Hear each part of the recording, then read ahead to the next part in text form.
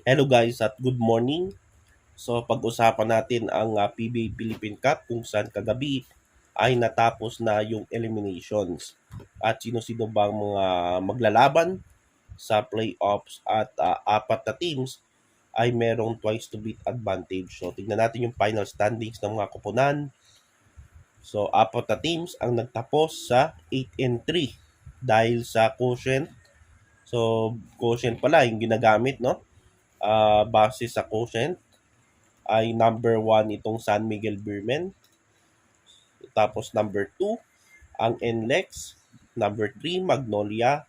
Number 4 Barangay Ginebra. So kanilang quotient SMB ay 1.06, NLEX 1.01, Magnolia 0.97 at Ginebra 0.96.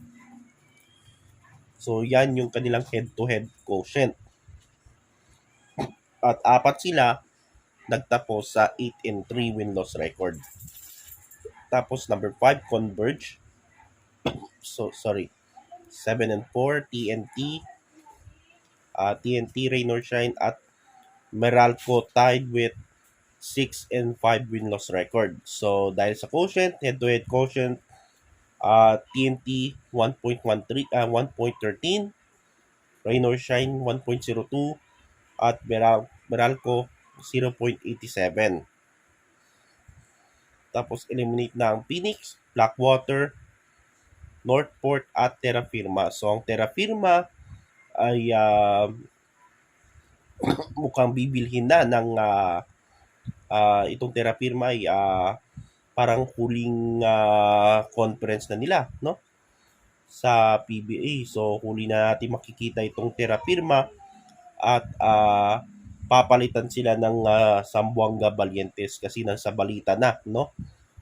Na binili na ng Zamboanga itong Terra Firma. So abangan natin, no? Zamboanga Valientes. Kasi lumabas na sa Spin PH yung balita. So yan yung final standings ng PBA Philippine Cup at sino-sino ba yung maglalaban sa quarterfinals. Dahil twice to beat advantage, so yung San Miguel, NLEX, Magnolia at Ginebra ang merong twice to beat. So ang maglalaban sa quarterfinals, number 1 San Miguel versus number 8 Meralco Bolts. Yan yung last Philippine Cup match-up, no? Kung saan nag-champion itong Meralco nung nakaraang last PBA Philippine Cup noong 2024, no? So ngayon, San Miguel versus Meralco, then NLEX number 2 versus number 7 Rain or Shine. So medyo maganda yung laban, no? Matinding laban dito sa pagitan ng NLEX at Rain or Shine dahil yung itong Rain or Shine ay tatlong sunod na, no? Na nakapasok sa semifinals habang itong NLEX ay maganda yung kanilang campaign ngayong Philippine Cup. So medyo medyo matindi yung laban sa NLEX versus Rain or Shine. Then ganun ito sa Magnolia number 3 versus TNT number 6. So TNT, target nila sa Philippine Cup ay championship kasi Grand Slam. No, makuha yung Grand Slam. Dahil nasa number 6 sila ay medyo mahirap, no, para sa TNT lalo na Magnolia ang kukuha ng twice to beat. So abangan natin ang Magnolia versus TNT.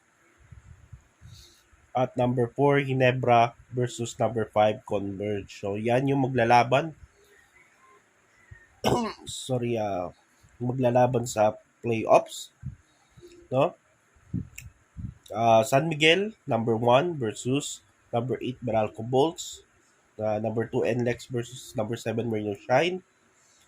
Number 3 Magnolia versus number 6 TNT. At number 4 Barangay Nebra versus number 5 Converge. So yan yung maglalaman sa quarterfinals. At sa NBA naman, bukas yung laban sa Game 4 sa pagitan ng Game Game 4, tama ba? Game 5, no? Game 5. So, bukas yung laban sa Game 5 sa pagitan ng Indiana Pacers at Oklahoma City Thunder. So, balik sa OKC ang home court, no? Uh, yung serye tied with 2 games to 2. So, yan bukas 8:30 a.m. NBA Finals Game 5, Oklahoma City Thunder versus Indiana Pacers. So, yan yung basketball update sa araw na ito. So, PBA playoffs. Natapos na kagabi ang elimination round at NBA Finals bukas. So, yan guys at maraming salamat at kita-kits sa next video.